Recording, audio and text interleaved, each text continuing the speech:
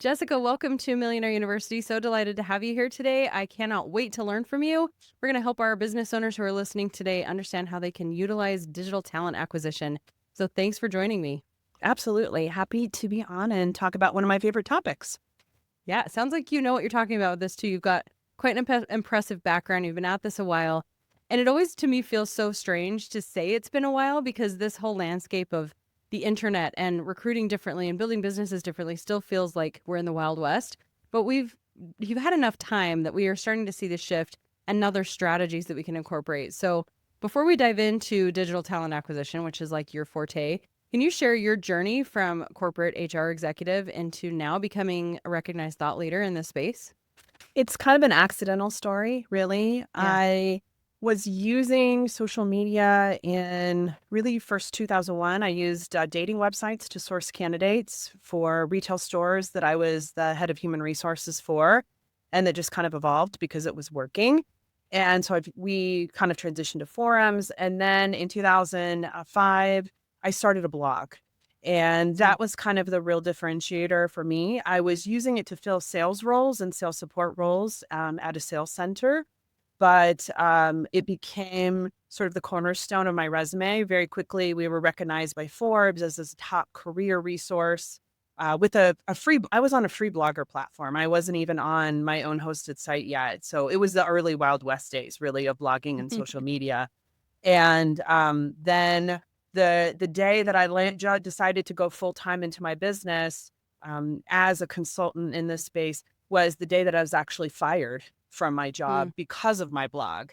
So I was sort of pushed into entrepreneurship. I knew I was heading there, but my bosses gave me the shove that I really needed Yeah. to dive in. And so I really haven't looked back. Our blog is called Workology. It reaches over 1 million people every single month in the human resources, Wow. recruiting, and kind of manager leadership space. And I cover all topics related to like what I call the employment life cycle. So really from Mm. hiring to firing and then everything in between.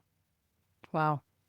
Amazing. And I always love finding those people who are literally in the Wild West. You created it before it was even built, before it was easy for people to create blogs and Yeah. content. Yeah, amazing. And I guess that plays into why they fired you because it was such an unfamiliar thing to have people putting out stuff on the internet and it probably felt so unsafe and so vulnerable for It was them, so but scary so for grateful. them. It was so scary for them. I actually was in the process of being written up. My boss flew in to my office from headquarters to sit down with me because the company believed that I was recruiting on the side and ethics had like a policy for moonlighting or whatever.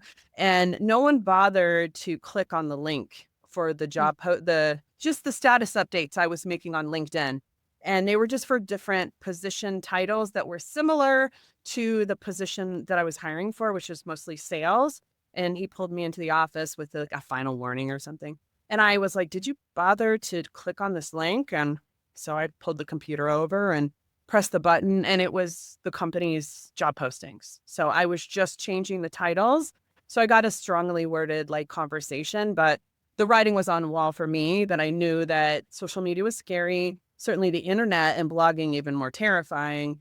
And it was probably time for me to really think about transitioning, whether it be to entrepreneurship or something else. I'm kind of curious. I mean, that was a while ago, but I'm sure you're still seeing a lot of people stuck in what I would guess I would call the olden days of recruiting or business. And that is in and of itself why you have a job, right? Like why you have a thriving business is people when they finally realize we have to do this differently, we have to modernize, we have to start using the digital assets that we have available to us to build our teams, do a little bit differently. But it's so funny how those great businesses are born from the very thing that they solve. I feel like sometimes, and as an entrepreneur, I think everybody can respect and understand this. Sometimes the best things are the things you didn't even think about in your business or want. Mm-hmm. Like the universe sends it to you, or a client prospect comes to you and say, "Hey, I need something else," and you're like, "Oh," and then that becomes your whole business. So Mm-hmm. it's certainly true for me. And then it's really given me the time and the ability to really dive in to these sites and become an expert on communities, job boards, all the things because when you're in the throes doing the job, it is really challenging to be able to spend time, carving out time to do the demos, to learn about the products, to ask the questions, and then talk to other peers. So I do Mm. all those things, and we serve up resources for business owners, companies of any size, really. Yeah, amazing. So, I mean, it might feel really obvious because we have places like LinkedIn now. We have all these services that didn't exist several years ago, but even on a more fundamental level, like what has changed and what contributes now to a successful recruitment strategy? A plan, number one, like a plan, and then metrics. Mm, So simple things. If you have a career site, measuring and looking at the number of people and like the source. Google Analytics is still a relatively new thing. In digital marketing, I feel like if I mention Google Analytics, you're like, "Ah, of course, this makes sense." But in the recruiting and talent acquisition space, uh, we have always been traffic has been driven, and the metrics that we have gotten have been provided by job boards and other sources that have provided those things. I would get a little report back in the day from Career Builder that would tell me how many candidates came to apply for my jobs, but I had no way to verify that. And now that we mm, have tools like Google Analytics, I also really love Microsoft Clarity. You can use that for free. Just dial in your Google Analytics. It allows you to record short videos and snippets to see what people are doing on your landing pages. So a lot of the things that we're doing in digital marketing and online course sales, we can pull in. So you mm. might already be familiar with this, but you haven't thought of it from an eye of, oh, how can I use that to understand the people who are coming to my job postings? And then what sites or places can I go to drive more traffic? Because maybe you're Mm, not getting the right quality people, and you've blown your budget on Indeed last month and you got zero quality candidates. So there's yeah. a lot of different tools. It's really just first looking at the metrics and then exploring one or two new opportunities versus trying to go all into all the things. Yeah. Well, and I think I love that you draw that comparison with digital marketing because as a creator, you want to be diverse, but at the same time, you don't want to be spreading yourself so thin. You want to be really paying attention to what's working and not just, well, that person's using that or that strategy seems to work. So I'll just go rinse and repeat or apply that, templatize it to my own business. And I think you mentioned that, like, you have to have a plan. So what goes into that? Like, where do you recommend somebody begin if they're ready to start recruiting or they have been trying to recruit and they're looking to level up the strategy? How do we even form the plan? What do we look at first? Google Analytics, number one, and then maybe past job postings, whether they have been successful or not for you, to understand the metrics, how much time they're spending. Are you getting the quality that you want? I would, especially since we're digital marketers, we have online communities, I would ask the community. I love to post job openings on my blog and like I'm Mm, hiring for an admin assistant and then send it out into my email newsletter. We already have a built-in funnel, whereas many mm, businesses, they don't have those kinds of things. I think that there's a lot of alternatives, like our community is one. So putting job listings on your newsletter if you have that coming out, publishing a blog if you're comfortable, sending out to social media, inviting them a way to apply, not just slide into my DMs because mm-hmm, we're small teams and we are already overloaded. So if you're using like a Instagram messaging tool, you could even just make a video and say, hey, just text the word jobs over here, right, on my page. And then you could move them to your job openings and those listings. The mm, other thing that I like to see is if you're hiring in like local communities, I've gotten a lot of boost from large Facebook groups. And mm, all you have to do is just post your opening in there and then you're set. In Austin, Texas, where I live, there's a really popular group by my friend Lonnie Rosales, and it's called Austin Digital Jobs. And anybody can join this group. So if you have a digital job that is remote, you can just go into the group and just post it. And it's mm, free to do. And there are thousands of communities like that on Facebook, on Slack, send it out on X, whatever you do. I would take advantage of the digital properties that I have first in sharing my opening. And personally, Facebook groups are my favorite. And I've gotten the most quality candidates out of there, especially those niche communities. So I would start with mm, those first, maybe A/B test. You might have a post that, or a job posting that just goes to Facebook groups, and then you'll be able to look and compare the results versus using Indeed or one of these other job boards or even LinkedIn. So Mm. again, thinking of it like a digital marketer, you need to understand quality of candidate that are coming through. Are they responsive? Are they qualified for the job? The other thing I would encourage you to do with your job posting is to be really specific about what the job entails. Do you really need that 4-year degree?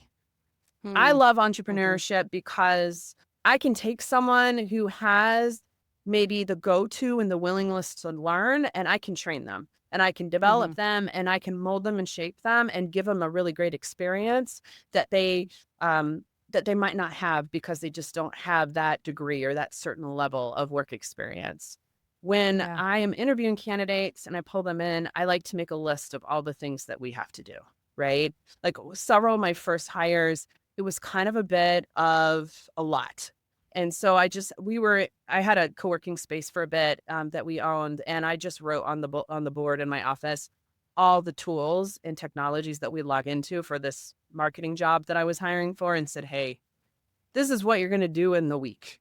These are all the Mm. tools that you're going to be logging into because these are all the things that I'm doing right now, and I'm hiring for a mini me." Mm. And that was, I think, the best way to position it. Like you can do a lot. Here's the variety of that you're going to be doing. Are you up to the task? And I had several Mhm. candidates that I brought in, whether it's in person or virtual, that said, yeah, this isn't for me. And I would rather Yeah. them opt out of the job in the hiring process than 6 months after I've invested all my time and money to train them. Smart. Yeah. I love that. I think it's in any season of entrepreneurship, wherever you're at in building, it's like start where you are. So if you're already in Facebook groups or if you're on social media and that's your best leverage point, just use what you have available to you. Because I think a lot of times that feels like lesser than, or it feels like you're not going to get the most qualified people, but it's all in the strategy of how you present and like making sure you know where you're putting things. And then I love the recommendation A/B testing as simple as have a different job listing, see who you're getting from a Facebook group as far as applicants go versus maybe when you even posted it on your Instagram stories or you sent it out in your newsletter. So you can start to understand the caliber and where you're finding your best people. Because in anything you do, you want to know where to go back to have the same results. Like it's not a guarantee, but it's a great place to start. Yeah. So And yeah. the other thing I would say and encourage, regardless of the size of company that you have, I would encourage you to have what's called an applicant tracking system. And that's just an online apply system. And there are a number of really great ones that are low cost, no cost that you can use. Indeed even has a version if you're using their tools or technology. I'll send you a short list of some of the tools that I recommend. So if you want to put them into the show notes, that you can, but they also assist with job distribution too. So you can push that to job boards or different Mm, places. Sometimes it'll get picked up like on the TechCrunch jobs feed. Like they have those ATS companies have different relationships with different services to push out your job, but then you can simply just copy and paste the link and pop it in your newsletter, send it out to your network, people that you trust in your community, and mm, just say, "Hey, I'm hiring." Uh, I yeah. found that to be really effective. But then the job listing goes through the application process, so we have that for compliance purposes. If depending upon your size, there's different employment laws that we have to follow in the U.S. So this content is organized, and then you can move them over to ADP or whatever payroll software system that you're using, and the transition is much easier than, hey, fill out this Google form and put all your information in.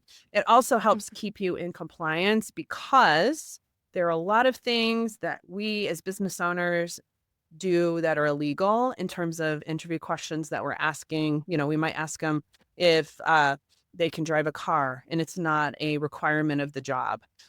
We have to ask them if they have reliable transportation to be able to get to and from work, unless they're like a delivery Mm, driver or something like that. So there are certain things that having that technology can keep us in compliance for and really Department of Labor, any of those government agencies out of our hair, because an audit like that is the worst. Doesn't matter what size mm. you are. Yeah, it's so funny because I'm sure a lot of people listening to this episode are shifting from being the employed into becoming the employer. And those are just things that you've never really had to think about. I think we even struggle to get to the point where we're ready to recruit. We're ready to hand over some of the keys of the kingdom to other people.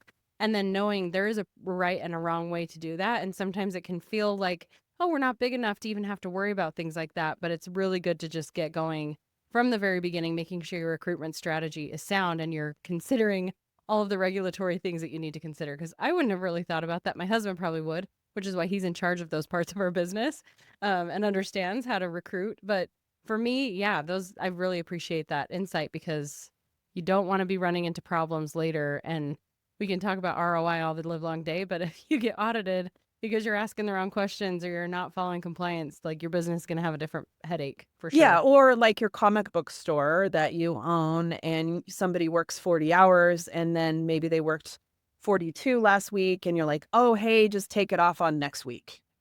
No, you cannot do Mm, that. That if you're an hourly worker, you can't just say, "Hey, take it off next week." That is asking for a Department of Labor audit, and it's going to cost you a lot more than 2 hours of overtime. They're going to take a mm, look at all your employees over the last like 2 to 5 years and then back pay. mm, And so those kind of things are a nightmare. So I would encourage you to become familiar with some basics, some unemployment law. And if you need recommendations on where to do that, I can also include that in the show notes too. I do have a new course that I'm pre-launching that's available on essential employment law. And regardless of the size of your company, whether it's just you or you have 15 employees or 5,000, you need to have some familiarity with this stuff so that you can set the example and kind of set up your policies and procedures and mm. plans for hiring and recruiting, because it scales quickly and then pretty soon you're really overwhelmed. And that's when the mistakes tend to come into play, and they can be really Yeah. costly. Yeah. At the worst possible time, of course. Okay, cool. So as we're like looking at different options outside of what you said that's available to you right now, maybe Facebook groups, using what's available to you in your newsletter, those things, and you start looking at these bigger job boards, is there anything to consider to stand out, to have your listings do really well on platforms like Indeed? Is there, because there is a cost associated with listing jobs as you start going into these other places, right? Absolutely. So I would say clear job postings that explain what you do with words that people will commonly search for. So job postings work a lot like search engine optimization. Mm, So people are searching, candidates are searching for certain jobs by certain skills or whatever. So include as much information as you can, but know that this is a marketing document and you're trying to get them to apply. Even though the mm, market is super crazy right now, we are getting too many candidates and then not enough people who are qualified. So mm. be really clear. I like to think of it as an SEO document. If it is remote first, put that in. Job title with different versions. Tell them why you're a great place to work. I like to be more upfront than not. I don't want people who think it sounds great. They don't know what working for a small business is like, to come in and then realize that, I might be doing a lot more things than I thought I was because it wasn't included in the job description. Yeah. The more multimedia you can add, the better. Mm, Videos, photography, photos, graphics in Canva, whatever. If you have the ability to add those things, I would do them. My best performing personal job posting had a GIF of me with a money gun shooting money in the air. All right. So quirky, fun, viral clips I think are really good. And if you already have a business and a brand that resonates with, I think it's awesome because it'll get shared. People are going to be talking about you, and then you can fill this job and get a qualified candidate that maybe you would have gotten if you had just posted, a basic job listing on Indeed. yeah.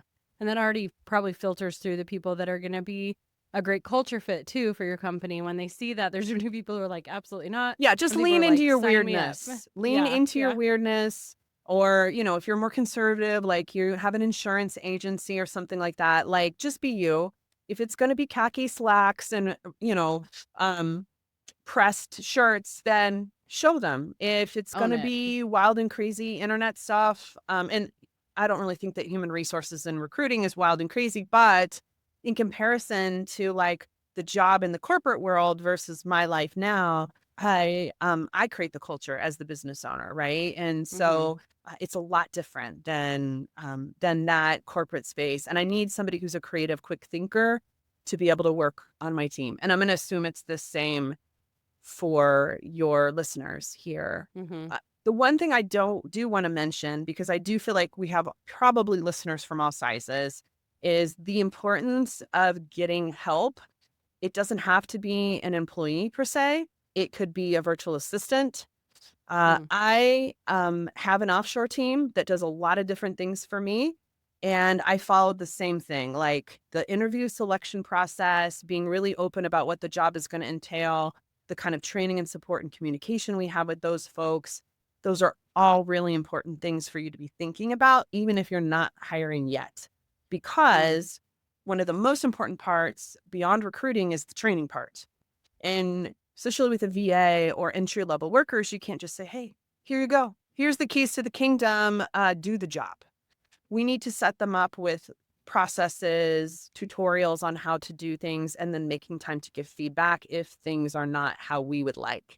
Because what I want for us as business owners is to be able to have a flexible schedule and take some time off. We don't have to be doing all the things and working 7,500 hours a week. It's just not physically possible. Yeah. I can say that doing it this way takes time. Making tutorials and videos and getting feedback takes time, but I'm on the other side of things. And if I only needed to work 10 hours a week, I could make it happen because my team knows what to do. Mm. So thinking about these things now versus when you start to grow and asking for help or delegating, I think is really powerful. And a VA is been really key to my mental health and peace of mind. Yeah. Well, and I love that because it's never too early to start just documenting the simple things that you do. I've made a practice of that in my own business. Anytime I realize, oh, I've just created a little system here.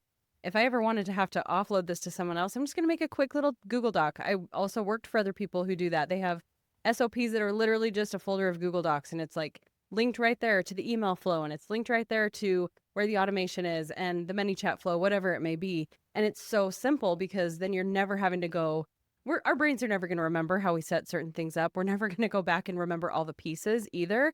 And so it's such a good thing to give yourself that favor of documenting as you're creating those systems so that you can just hand them over and say, this is how it's done. They I can have train. little videos where like, here's how you log into our email system. Here's how you Mm-hmm. send a broadcast message. Here's our Canva where all our standard graphics are. And we have taken the time much to, I think, to my team because we had to go back and do this, but just labeling things in Mm-hmm. Canva, if you're looking for graphics, is helpful because what ends up happening is when they can't find it, they message you and they're like, hey, where are they? So I'm being proactive. I had somebody go in and I'll label all our stuff so you can find things. And then if the training has like specific locations of where those things are, that's even better. Mm. I think that that allows them to learn. They don't have to get on the phone with you or on a Zoom call to be able to say like, oh, how do I set in this email? They've learned the basics. And then you just have to say, hey, send me a test email so I can review. And then that's the point where you give feedback and say, this link's broken. Let's make sure this is correct. Da, da, da, da, da. And then you tell them, when you want to send it. Um, Mm.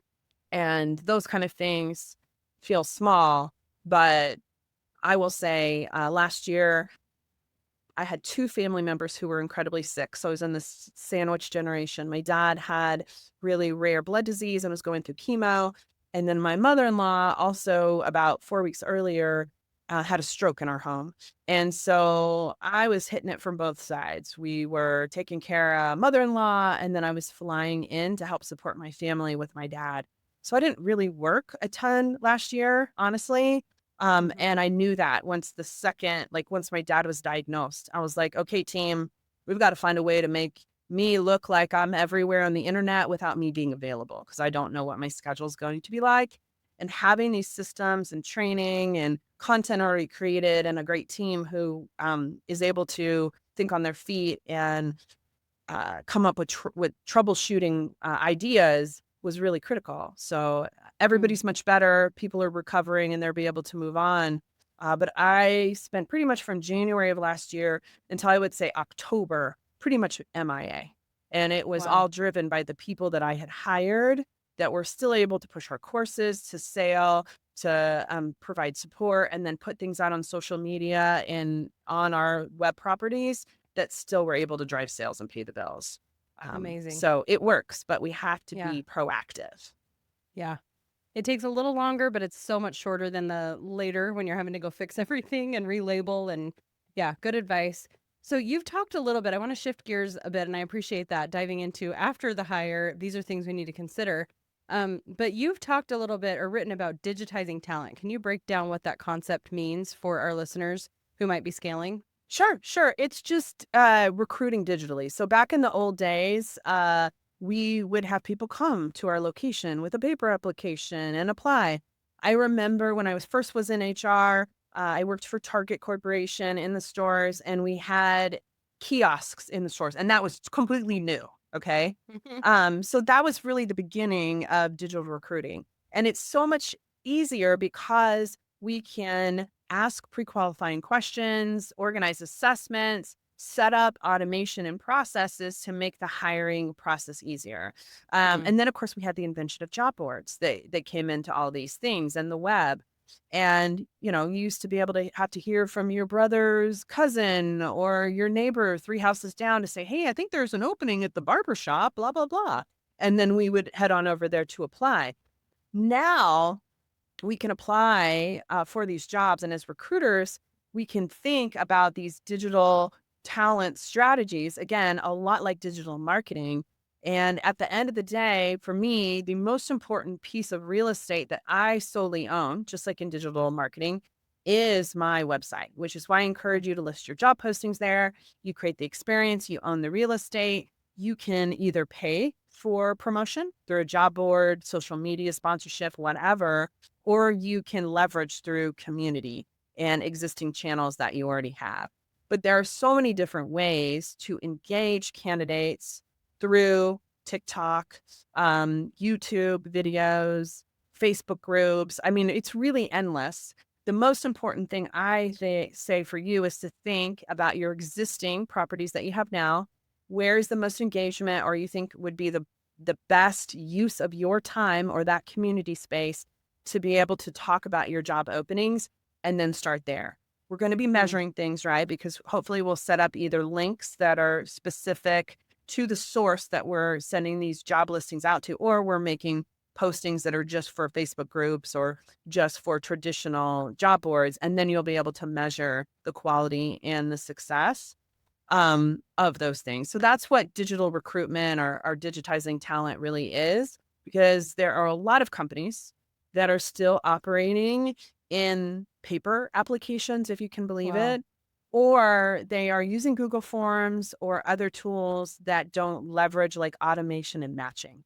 Because Mm. right now, it's the Wild West. I love it. I love me some AI. I love me some Hmm. chat GPT and all the things. I teach a course on how to use that for HR and recruiters. Job seekers are also using AI tools to mass apply for positions, which, as business owners and TA leaders, that makes it even more challenging for us because those people aren't qualified necessarily always. It's relying on AI to say, oh, this person's a fit. Let me apply for these 17 jobs today for them. And then us as the business owner is like, holy cow, I have 250 applications and only 3 of them are qualified. And then Mm. the rest of them look all in the sea of sameness because they used a tool or they used ChatGPT to make their resume and it looks just like everybody else. Yeah. This is why matching tools, assessment tools, video interviewing tools that interview the candidate without you present are being utilized more and more and more because it maximizes our time as managers and business owners so that we can talk to as many people as we can, determine if they're skilled and if their skills match what we need, and then be able to move them on to the next stage of the interview. Mm. Can you break that down even more? Because you just mentioned a few things, and Yes. my husband has been on the job hunt for a while, so he's done some very unique interviews. One of them being the virtual interview before the actual interview. And I was like, oh my gosh, I didn't even know this was a thing. So explain that and maybe a couple other ways that people who are building these businesses and they're wanting to hire can avoid having to sift through and really, I mean, I know there's the sifting. I would love to hear about the AI to really help you sift better. But even like next step before you're actually having to spend your time on an interview, what are some other ways that people can leverage technology? Remember that all these tools cost money, number one. Yes. So, number Love one, you have that. to have a budget to be able to afford these things. But if you don't, this is the creativity of being a business owner, is that we can leverage some of the technology maybe that we already have existing to be able to cross-reference. But caveat is with AI, it's not infallible. It's not Hmm. perfect, and it does have bias. And there are increasingly more examples and studies of AI having those things. So this is my HR like compliance hat coming on. Be careful. What I'm saying is not gospel. Okay.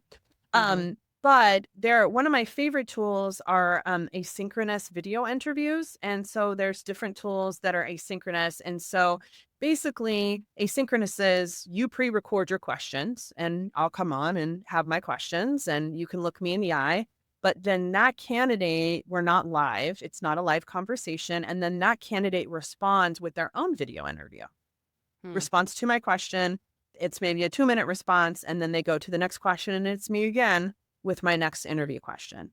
This is a great way to quickly assess candidates and see if they have the skills. Number one, if we're in digital marketing and we're selling online courses in this kind of space, they have to know how to use a webcam and probably a computer and at a foundational level, right? So I feel Yeah. like this is a great way to see, are they going to be able to use the technology that we have? Once the interview is recorded, you're going to get a transcript of the conversation oftentimes, and a lot of them have matching tools, right? And these matching tools are great because it'll be able to tell you, um, is their response maybe AI generated? Is this a good match to what you're looking for based on other candidates and moving forward? So Hmm. those are one of my favorites. You can also use, kind of fill in the blank situations and essay questions to be able to get an idea, although, those are becoming more and more automated with those kind of things. The assessment process is another tool that you can use, and that's kind of like a personality assessment. And there are a number of different tools that you can use for pre-employment screening, more to look at just the kind of, not necessarily personality, but the tendencies and the type of ethical person that they are to determine if they're a good fit for the position, right? Hmm. And that's normally a little questionnaire. There's a number of different tools and companies that you can use for this. You select the kind of assessment that you want them to complete. And then again, they complete it. It might be 5 minutes, it might be 25 minutes. I've seen some really cool ones that analyze your Instagram posts to determine the kind Wow. of personality or person you might be for a role. If they give you access to tools like that, then that's great because it's pretty easy. Um, but it's going to help make the hiring process shorter, especially if you have a lot of candidates. Hmm. And those are assessments, and really like the video interview, I think are the most common. There are tools that will analyze your text more in detail to determine if you're truthful, if you're honest, if you're being deceptive or things like that. And you can use those kind of different AI tools for those reasons. The AI recruiting market, as you can imagine, is like exploding. There's probably 1,500 new ones every day, I feel like, and they all are in Wow. my DMs.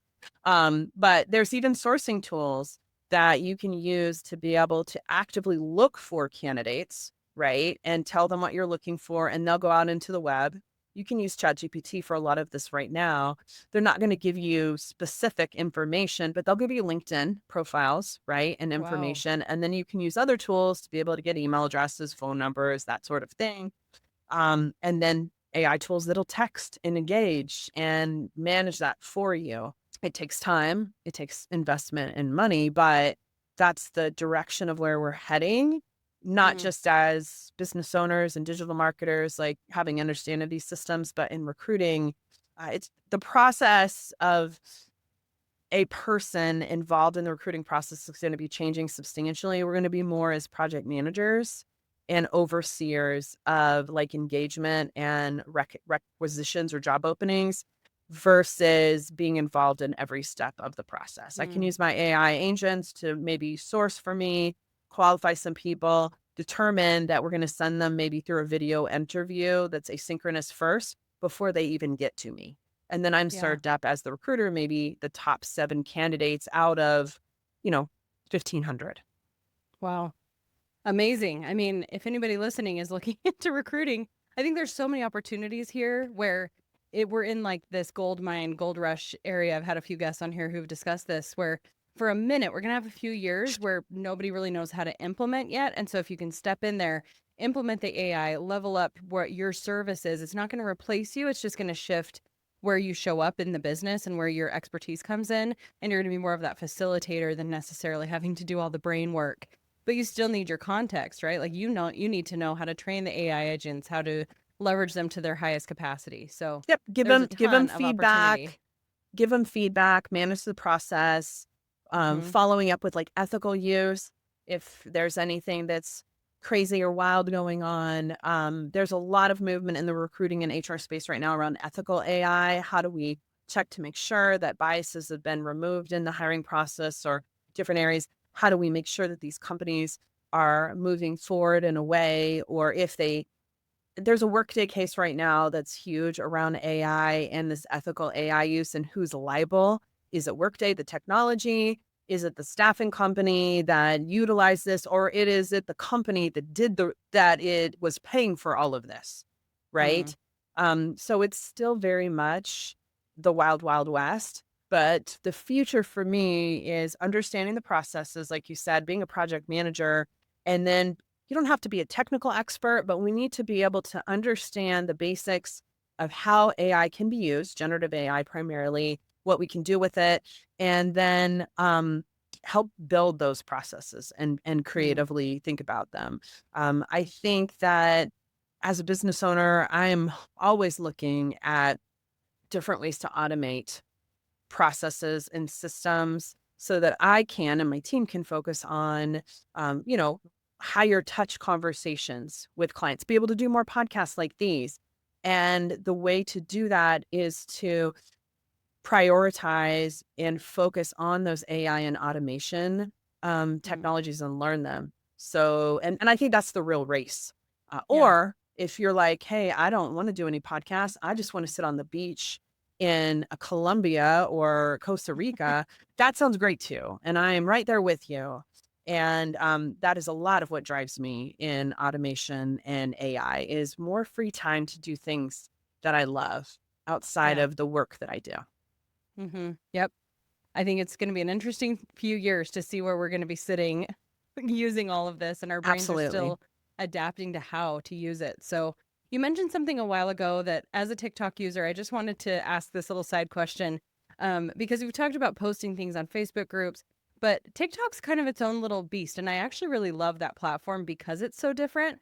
If you are wanting to recruit on there, what is the strategy that you're seeing really works? Because just coming anything on TikTok, you don't hard sell over there. Like, it's such an attraction platform, it's such a Yeah. connection.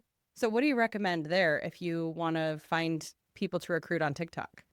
So you can just organically post that you have an opening, or I mean, it can be direct like that. I think Yeah. that is fine. Um, you can also run ads really easily over there for pennies. Mm, Pennies. And if you dial into your target market, you can reach candidates relatively inexpensively. But I really love videos that showcase the culture and the job specifically. So one of my favorites is a company that we're probably all familiar with, which is Chili Piper. If you don't know them on TikTok, they're hilarious.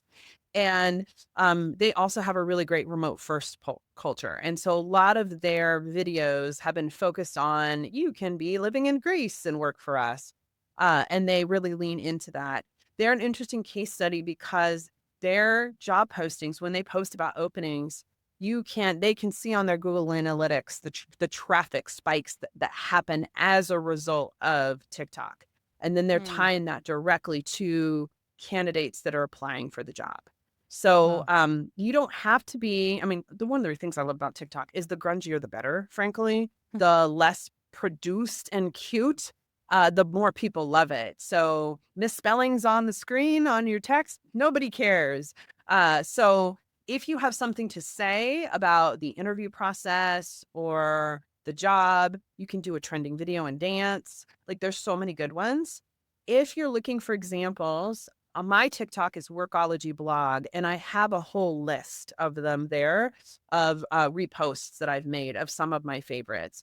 And sometimes it is Whataburger doing something silly. And then sometimes it's, the New Orleans Police Department doing a TikTok dance. And then it's Chili Piper, where they have all these videos of people living and working in different places and working remotely. So there's a variety. But the nice thing about Mm. TikTok is just post the dang thing.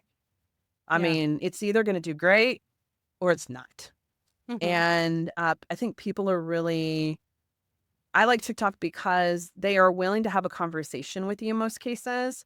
And I have so many good conversations in DMs directly from TikTok.